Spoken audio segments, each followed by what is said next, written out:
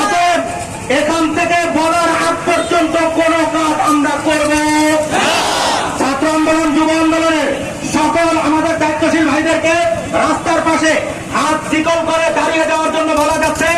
আমরা র্যাগ বন্ধ করবো না ইনশাল্লাহ। এরপরে আমরা ইনশাল্লাহ সামনের দিকে অগ্রসর হব। যুব আন্দোলন জেলা কমিটির যারা আছেন, যুব আন্দোলন জেলা কমিটির সভাপতি আমাদের সোহাগ ভাইয়ের সাথে এক্ষুনি এই কর্নারে আমরা দেখা করি।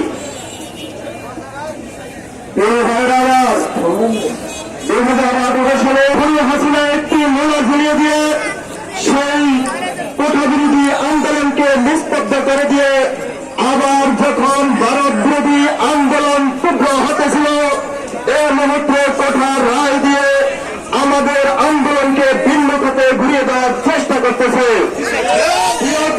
জনতা আপনারা জানেন আমার জন্ম থেকে আমি আওয়ামী লীগ করে আসছিলাম, কিন্তু দুঃখ পরিতাপের বিষয় আপনারা জানেন 2010 সালে চেয়ারপারসন সম্পূর্ণ অচল করে রেখেছিলাম আমার নেতৃত্ব 2 দিন।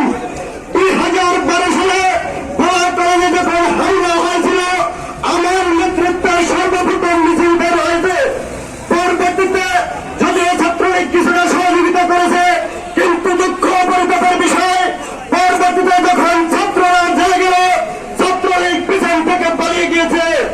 প্রিয় ভাইয়ের আমার, এই দুঃখ পরিতাপ নিয়ে 2018 সালের শুরুর দিকে আমি যখন ঢাকায় থাকি এক গোপন বৈঠকের মাধ্যমে জানতে পারলাম এই বাংলাদেশের স্বাধীনতা বিকৃত কিভাবে হবে। বিএনপির মধ্যে ঢুকে গণপ্রাণের নেতা কামাল বাংলাদেশকে বিক্রি করে দিয়েছিল সেই দিন।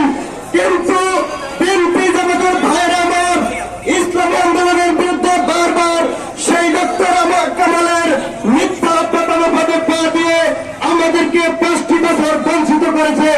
অন্যথায় ইউনিয়ন থেকে একটি বিশাল মিছিল আসছে, আমরা মিছিলকারীদের স্বাগত জানাই। না রে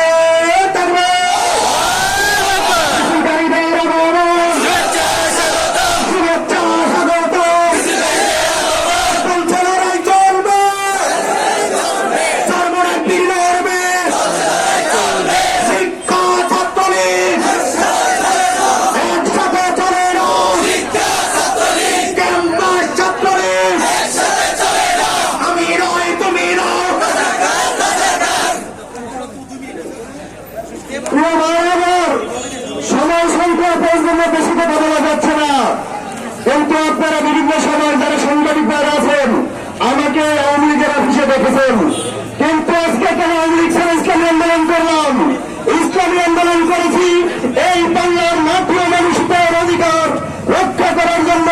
সুতরাং আমার সেই বিন্দু রক্ত থাকা পর্যন্ত মাঠে থাকবে এবং আমার ছাত্রছাত্রী যারা আছে তারা মাঠে থাকবে এবং যতক্ষণ পর্যন্ত নির্দেশ দেওয়া না হয় ততক্ষণ পর্যন্ত মাঠ ছেড়ে কেউ যাবে না।